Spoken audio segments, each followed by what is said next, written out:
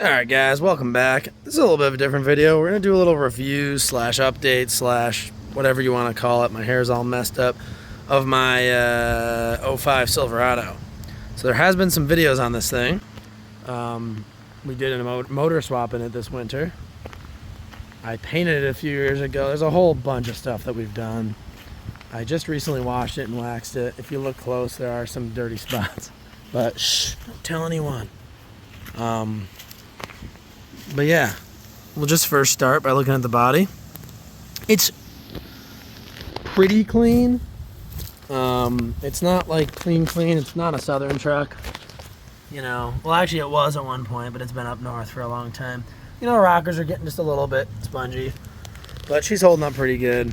Doors and everything are pretty solid. You know, no real rust or anything. It's an upstate New York truck, so it sees all of the winter, and it actually sees mostly winter because I drive the car and the motorcycle, as you guys know. Kind of some more major flaws, if you will. Like I need to repaint this. I never actually painted the grill piece. So just some stuff like that. You know, the headlights are a little faded, not too awful bad. Yeah, you know, overall it's a straight truck. I did a review on the Fast Lane Trucks YouTube channel 7 years ago now. You know, just a 6.5 foot bed. Nothing too fancy. Herculiner bed liner. Balling on a budget back when I was 19. I've redone it a few times since then. Dual exhaust. Just an MBRP system that I put a Flowmaster Super 10 muffler in. Nothing too fancy. Go on to the interior here. Once again, all the doors and stuff are in pretty good shape. You know, there's a little specks of rust here and there. Like I said, it's not perfect. It's good enough for such an old truck. But yeah, you know, no major rust, like I said. The worst thing that this truck has, rust-wise, I think it's on this side. I'm not going to be able to show it to you. You kind of have to take my word for it. But the fender lip under this rocker, or flare, is like, you know, the whole lip part is gone. The body side's actually fine, just the lip is gone. I crown this thing twice a year, power wash in the spring, do all kinds of stuff, but 238,000 miles, guys, you know, you do start to lose the battle ever so slightly. But it's in good shape. The frame and everything's totally solid. I don't know how good of a view you're going to get here. There are videos on the channel of this thing on the lift, me showing the frame. There's a couple shorts too, so look at those if you're curious, but it's as solid as anything, really. I mean, I'll be honest with you, I've seen 5-year-old trucks with worse looking frames than this. Everything's still pretty black. I've touched things up in the past too with the frame, so it's not totally original in that sense, but I've never welded any metal on it or anything. The entire front end's been rebuilt. You can see that nice fresh new camber bolt there.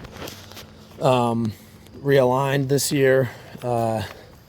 So we'll pop the hood and I'll kind of show you guys what's been done there. Most of this under hood stuff's been done this year, so it's pretty fresh. So we got, starting to rain, yay. Ooh, is that a chip out of my hood? No, that's sap. A lot of sap falling on my hood this year. Anyway, it doesn't look great under here, guys. I haven't cleaned it in a while. Also, you can't buy that firewall mat anymore, so I wound up leaving it. I don't know if that was a good decision or not. Let me know in the comments, but when I did the motor, I didn't replace it. So we got brand remanufactured powertrain products, 6-liter LQ9. Alternators new. Belts new, pulleys are new, power steering pumps new, power steering lines are new, transmission lines are new. You see a pattern here? All the radiator hoses are new, radiators new, tensioning pulleys new. AC was fully rebuilt a couple of years ago by me. The only original things under this hood really are like fuse box, master cylinder, and brake booster, some of the stuff like that. So it's been pretty well rebuilt. I got a True Cool 40K transcooler hiding back there. That's really good when I'm towing the camper. Transmission never really gets above 180, 190. It'll maybe hit 200 on real hot days. Gibson, made in America, stainless steel, ceramic coated short tube headers. I specify all of that because I had JBA mild steel ceramic coated headers and they only lasted like 4 years. which was kind of upsetting to me. They actually leaked at the collector. They cracked. So I don't know what that was all about. They weren't that rusty, but anyway, it is what it is. I had to replace them. Just a K&N air filter. This intake arm that's not stock to get a little better flow. Bilstein shocks, all 4 corners. The 5100s maybe? Yeah, the silver ones. I think they're 5100s. Goodyear Wrangler Duratrax, just kind of a normal tire. The stock bed-lined wheels, a million years ago. They're all chipping up. I think I'm gonna get some newer Silverado wheels. Power Stop Z37, 36, XYZ, whatever brakes, whatever they call them, the truck and tow ones. Good old drum rear brakes. Level 10 transmissions in New Jersey, built the transmission. I rebuilt the transfer case a while back, actually quite a few years ago now. Rear end was rebuilt out of town because it blew at 182,000.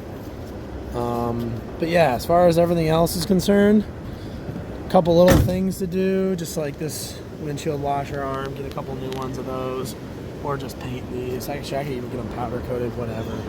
I'll probably never get to that, to be completely honest with you, as much as it does bug me.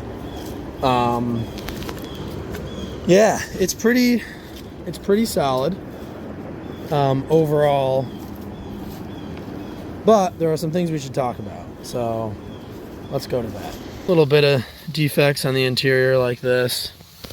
A little bit of paint there as well. But overall, I mean, it's held up well. This was replaced once.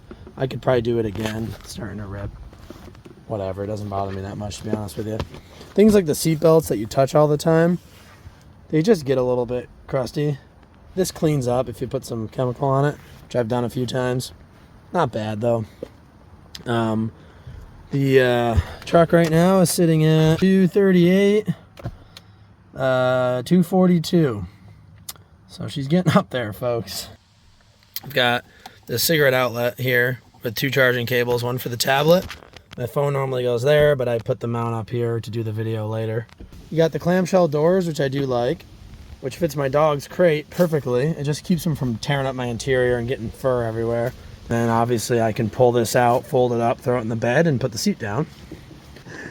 Just a lot of function here. We got, various sprays, some spare oil, which I thankfully don't need so much now with the new motor. I got tire changing tools, DeWalt stuff, whole bag full of ratchets and wrenches and all the tools. Just a bunch of random stuff like jumper cables and whatnot. This bag actually normally sits like this. And then if I take the crate out, I just move this bag under the seat there, reorganize this a little bit, and you can fold the seat right down. So it's four passengers or 2 passengers and the dog. Super easy with the way I have this set up. And then obviously with some creativity, you could do different configurations. So it's really useful. I got my little dog bowls here. Comes in handy. One of my friend's dogs chewed that, but no big deal. It works. So if you're asking yourself, should I buy one of these trucks? I think the answer is not so clear. I think it depends on what you're doing. If you're really an enthusiast and you're willing to put a little bit of work into it, and keep in mind that you're going to have some little problems here and there, I think they're fun. I think they're awesome. I think by putting the 6-liter in it, it really woke this thing up. I don't think it's for everyone, though. I do think these trucks they're getting old enough now where, although this thing looks super pretty on the outside, right? It's just an old truck. It's got a lot of miles on it. It's hit a lot of bumps. It's towed a lot of trailers. It's driven a lot of off-road miles. It's been through mud and snow, and it just has a lot of wear. And you're going to have failures because of that. So you got to ask yourself if that's something you're willing to put up with. But man, I will say I love the simplicity. It's just got a normal freaking tailgate. It doesn't have any like crazy stuff here. I added a backup camera for some creature comforts. I got a heavy duty trailer hitch on it, so you just hook up your freaking trailer and go, you're good to go. I also have the creature comfort of the 4-pin, which is kind of nice now. Fits your full-size spare, obviously, like any truck does. Like, it's got all the essentials. These are nice solid tailgates. They're thicker metal than the new ones. I ride my motorcycle up here and it doesn't bend it. I know some of the newer trucks, people complain about that. Starting to rain. I got my 20-gallon fuel cell in the bed. That comes in handy. It's all DOT rated parts, so it's nice and safe, which is good.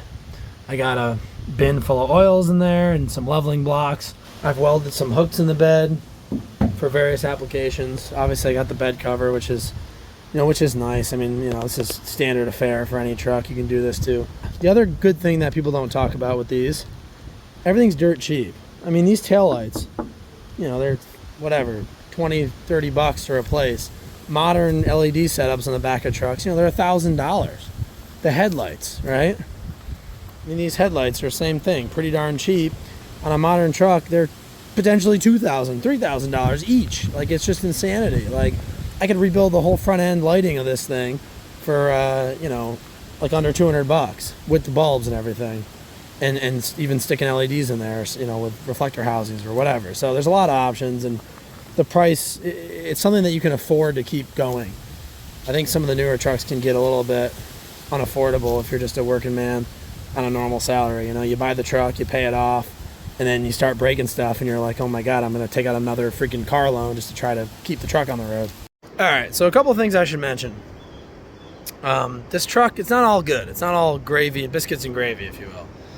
So, as I discussed, I did a ton of work on this thing, and it just has a pile of miles. And there are still obviously some original components that, within the vehicle, right? And I have spent a ton of time over the years, especially this year, I hate to say, dealing with just pesky little issues. And it's been good for a few months now, or a month or so now. I seem to have gotten a lot of things squared away. But just simple stuff you wouldn't think about. For example, the rear end differential yoke. 238,000 miles of it banging gears, and it just wallowed out the yoke a little bit, and I had to replace that. I had the fire. This truck has been on fire. Not joking. There's a video on that, or there's a short on that. I literally was driving a faulty, brand new transmission fitting on the side of the transmission. Sorry for the wind, guys. I'm going to move to the other side of the truck. Fitting on the transmission blew off. Let's just sit inside of it. Blew off, and transmission fluid went on the hot exhaust, and it ignited. That was scary as heck. My dog was in there. I got the dog out, got the fire extinguishers out. Luckily, I was able to put it out and save the truck. That was a low point for me with this thing. I was in the middle of Pennsylvania, literally halfway between my destination and home. It was not pretty. I had the camper and the bike in the bed. We squared it away. It did take me another month to really dial the truck back in. I stripped all the wiring and harnesses, put new conduit on, replaced connector, just, the whole 9 yards. But it's pretty good. It's a little ugly under there, zip tie wise and stuff, because I lost some wire mounts and everything, but it's solid. I trust it, like, reliability wise. Other than that, I mean, the key with these older trucks is if you can keep the little issues out of the way and deal with them, I think you'll be pretty good off. But if you're doing a lot of multi-state towing like I am, I don't know. Part of me wants to say, like, buy a newer truck. But, they have problems too. So, I don't know. You got to think long and hard about it, because I've battled with this thing, to be honest. But I don't know. I don't have a perfect solution for you. I like these trucks. I think the half tons are a bit weak. I think if you can get a 2500 of one of these trucks, if you're going to really tow with it and stuff, that's really going to benefit you. I do wish this was 2500. It's not. It is what it is.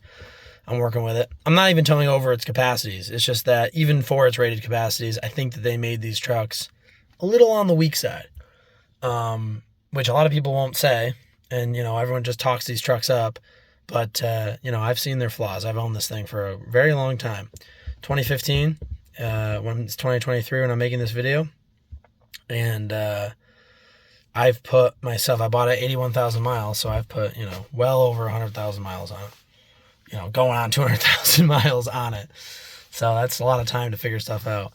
But I really enjoy it. I will say, from a driving experience wise, these have a really cool blend of it drives like a truck, but it's still comfortable. Whereas I think the 90s and 80s, it just drives like a truck, more so. And then newer than that, it just is really comfortable. Not quite as trucky. I think the GMT 900s are underrated too, but that's a whole other story. So we'll do a couple interior shots here while we're driving and explain some more stuff. So we'll talk a little bit more about the driving experience. It's, I guess the biggest thing I would say difference from a new truck, I don't know, like it's not really, I don't really think it's that much different. Like the brakes are actually pretty darn good on these things, so I don't really feel like I'm missing out braking power wise. You know, they're not, I mean, nothing's as good, I will say that, right? Performance wise, right? It's not as fast, doesn't brake quite as good, it's got less gears, but none of it's catastrophic. Like I don't hop in a new truck or even my car, which of course is more powerful and lighter. I don't hop in anything and really wish for more in this. It's just comfortable. You know, it's good at what it does, what it needs to do. And the 5.3 before the 6.0, I would say even that was very adequate. But I will also say that with the 342 gearing in the 5.3, that started to feel, as time went on, a little bit underpowered. A little bit, just a very little bit. And I say that because modern trucks and cars have just gotten so powerful, and the extra gears help. So if you start rolling around with a stock 5.3 and a 4-speed, you know, you really just start to notice the difference compared to, you know, even just your average Camry rolling around, or your, you know, like a Jeep Grand Cherokee, or just like normal cars. You start to say to yourself, like, holy crap, you know, these things would just demolish this truck, like in a drag race. And not that I care at all about like 0 to 60 times or drag racing speeds. It just, daily driving and wanting to pass cars on the interstate, these are the things you notice, right? Like that's where the power comes in handy. And this 6-liter just really gets up and goes better. And it's not going to win you any land speed records either, but it just gives you a modern level of power, essentially, right? So these 6.0s were technically rated at 345 horse, like 375 torque, maybe, something like that, 365 torque, which isn't anything crazy by modern standards. It's just basically like a modern 5.3. But, and I don't have proof of this really, I think they outperformed their numbers a little bit.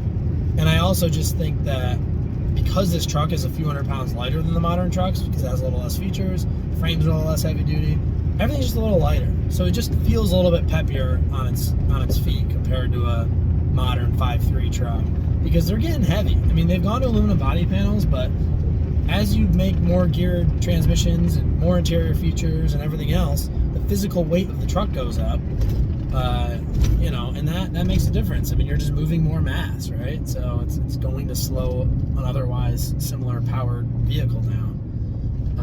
So even though this lacks some transmission gears and whatnot, it just does a good job making up for it in the fact that it's, you know, a little bit lighter chassis.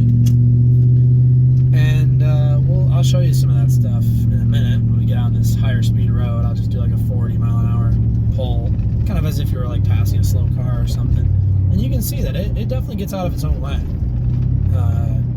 Fuel economy wise, with the 6.0, I was a little concerned it might go down. And around town, I would say it did.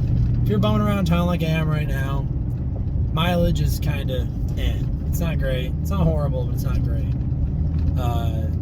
But on the highway, it's almost unchanged.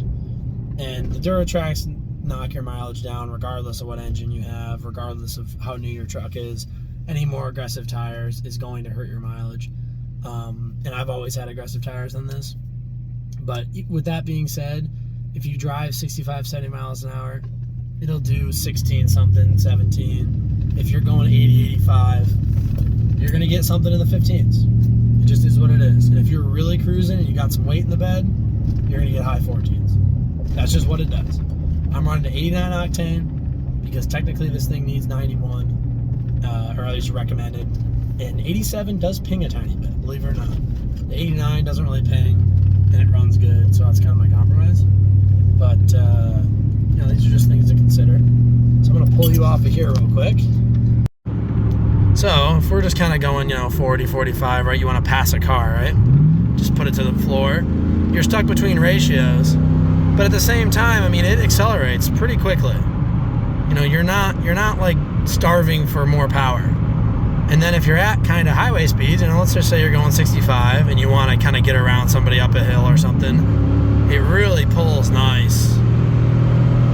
Right? So it's got some it's got some balls. The 6.0 makes a big difference for that mid-range passing power and just towing power, obviously. It's a completely different truck with this engine. And once you get up to 60, 70 miles an hour, you pop that thing in overdrive, you're under 2,000 RPM with the 342s, and it just cruises. You're not bumming, you're not bopping in and out of gears. It's just a very comfortable driving experience. And,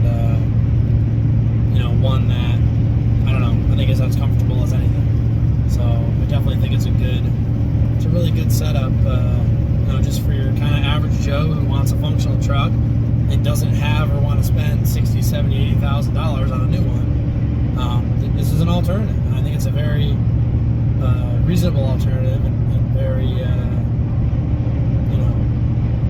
very good setup with some of the caveats I mentioned before. So with that being said, I would recommend you watch my original review on this. I'll link it in the description, from the Fastlane truck many years ago. And then, go ahead and watch this review, kind of update, whatever you want to call it, and just see what you think. See if this might be the right truck for you.